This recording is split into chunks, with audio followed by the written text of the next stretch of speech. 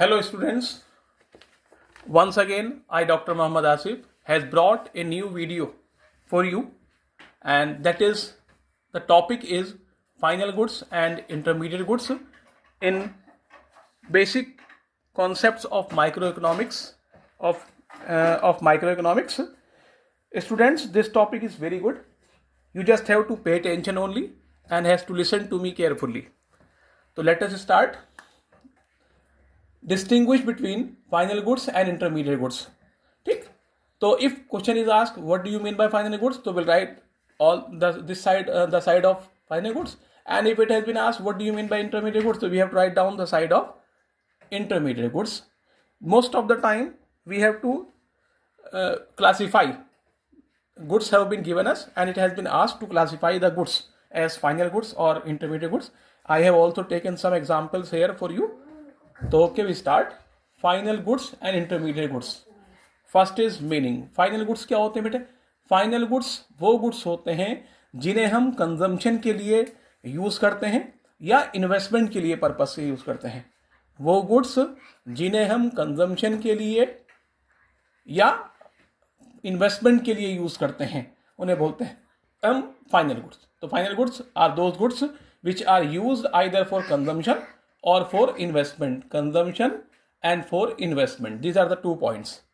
Next is intermediate goods. Intermediate goods वो goods होते हैं जिन्हें हम रिसेल पर्पस के लिए यूज करते हैं या जिनकी हेल्प से हम कोई दूसरा गुड्स बनाते हैं सेम ईयर में, तो उसे कहते हैं इंटरमीडिएट गुड्स.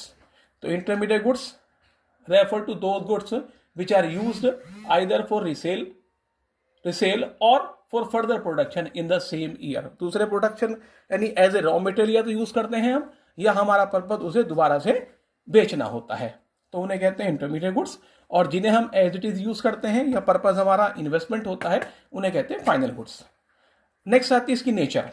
तो फाइनल गुड्स तो बन चुके हैं, तैयार हो चुके हैं हमारे, तो इन्हें नेशनल इनकम में भी लेते हैं और इन्हें डोमेस्टिक इनकम में भी काउंट करते हैं. तो final goods have been included in both national income and domestic income, दोनों में इसे लिया जाएगा. इंटरमीडिएट गुड्स अभी तो ये बना ही नहीं है हमारा, अभी तो तैयार ही नहीं है गुड्स हमारा, तो it can not be taken in national income और डोमेस्टिक इनकम.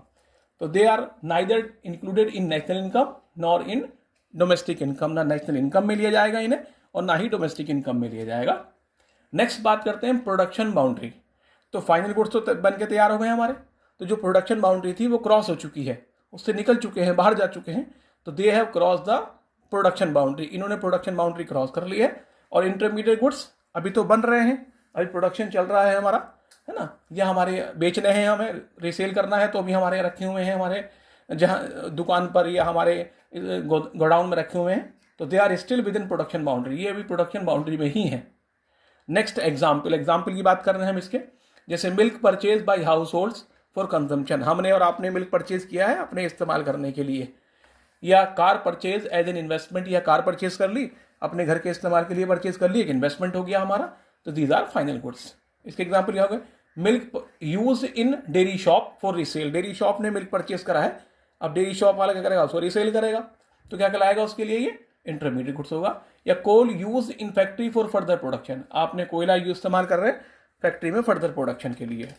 तो ये था बेटा हमारा फाइनल गुड्स. मेन बात क्या है? फाइनल गुड्स कंजम्पशन के लिए या इन्वेस्टमेंट के लिए होते हैं, और intermediate goods mainly resale purpose के लिए होते हैं या फर्दर प्रोडक्शन के लिए होते हैं. ये आपको ध्यान रखनी है बात. आई होप समझ में आ गया होगा आपको. अब एक एग्जांपल लेते हैं. क्लासीफाई द फॉलोइंग सेज as final goods and intermediate goods. पहला है paper purchase by a publisher. एक पब्लिशर ने पेपर परचेज करा है.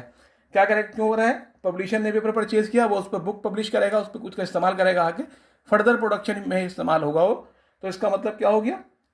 ये इंटरमीडिएट गुड्स हो गया. तो क्या लिखेंगे इसका आंसर हम? It is an intermediate product as paper is used for further production during the same year. तो ये बना हमारा इंटरमीडिएट गुड्स. ठीक, इंटरमीडिएट गुड्स हो गया हमारा. Next, furniture purchase by a school. School ने फर्नीचर परचेज करा है. Furniture purchase by a school. School furniture purchase कर रहा है, आज खरीद दिया स्कूल ने, 10 साल चलेगा, बहुत लंबे टाइम चलेगा, तो इन्वेस्टमेंट हो गया स्कूल का, इन्वेस्टमेंट पर्पस के लिए हो गया. और इन्वेस्टमेंट पर्पस का मतलब क्या हो गया? फाइनल गुड्स हो गया. तो furniture purchase by a school क्या हो जाएगा, ये फाइनल गुड्स हो जाएगा हमारा। आंसर क्या लिखेंगे हम, it is a final product as या because it is purchase for investment. Next, milk purchase by H household ने मिल्क परचेज करा है ना, हमने और आपने मिल्क परचेज कर लिया, अपने इस्तेमाल के लिए परचेज करा है, अपने कंजम्पशन के लिए करा, तो क्या हो जाएगा, ये भी हमारा फाइनल गुड्स हो जाएगा, है ना।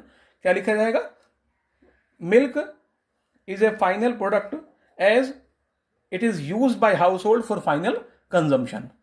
उसके बाद नेक्स्ट है purchase of rice by a grocery shop.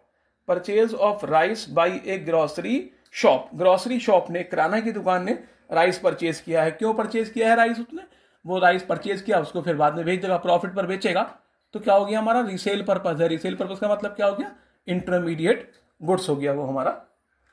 Next है उसके बाद फिर हमारा coal use by manufacturing firms. Manufacturing firms ने कोल यूज करा है, मैन्युफैक्चरिंग फर्म कर रही है, उससे फर्दर प्रोडक्शन करा जाएगा कोयले का इस्तेमाल करके, क्या हो जाएगा, इंटरमीडिएट गुड्स हो जाएगा ये हमारा, है ना। क्या लिखा जाएगा, it is an intermediate good as coal is used for further production during the same year. उसके बाद फिर नेक्स्ट आती है computer installed in an office. Office में हमने कंप्यूटर इंस्टॉल किए, आज लगा लिए, बहुत सारे साल तक चलेगा, कई साल चलेगा, तो इन्वेस्टमेंट हो गया हमारा, investment purpose means final goods. उसके बाद है coal used by consumer household. Consumer household ने कोयला इस्तेमाल कर रहा है, consumer household, consumer purchase कर रहा है कोयले का। अब जब कंज्यूमर करेगा तो क्या हो जाएगा, ये फाइनल गुड्स हो जाएगा एज इट इज यूज कर रहे हैं हम। नेक्स्ट है mobile sets purchase by A mobile dealer. Mobile dealer ने मोबाइल परचेज किया है, तो मोबाइल डीलर क्या करेगा, उसे दोबारा से बेचेगा, है ना, ये उसका पर्पज है। दोबारा बेचने का मतलब क्या हो गया हमारा, इंटरमीडिएट गुड्स हो गया हमारा, है ना। उसके बाद फिर अगली बात आती है हमारी purchase of pulses by a consumer. एक कंज्यूमर ने पल्स परचेज करी है ना, तो क्या लिखा जाएगा, it is a final good as it is use by the consumer for final consumption. ये फाइनल गुड्स हो जाएगा हमारा। उसके बाद chalk duster etcetera purchase by a school. School ने चौक डस्टर परचेज किया है, चौक डस्टर की हेल्प से ही पढ़ाया जाएगा, तो क्या हो जाएगा, इंटरमीडिएट गुड्स हो जाएगा, क्योंकि ये उस साल में ही इस्तेमाल हो जाएगा, आगे नहीं हो जा पाएगा।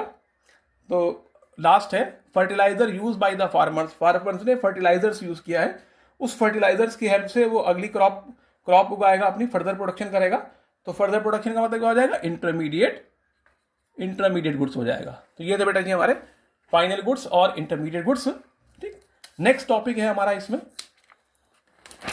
नेक्स्ट टॉपिक आता है हमारा factor income and transfer income. Factor income and transfer income. अब क्वेश्चन है फैक्टर इनकम किसे कहते हैं और ट्रांसफर इनकम क्या होती है बेटे। तो बहुत आसान सा टॉपिक है फैक्टर इनकम ट्रांसफर इनकम के भी हमारा, है ना। देखते हैं factor income. Factor income refers to income received by factor of production. जो फैक्टर ऑफ प्रोडक्शन से इनकम रिसीव होती है उसे कहते हैं factor income. Factor income refers to the income received by factor of production. जो फैक्टर ऑफ प्रोडक्शन से receive होती है उसे कहते हैं factor income. For rendering factor services in the production process. Production process में फैक्टर सर्विस को render करते हैं।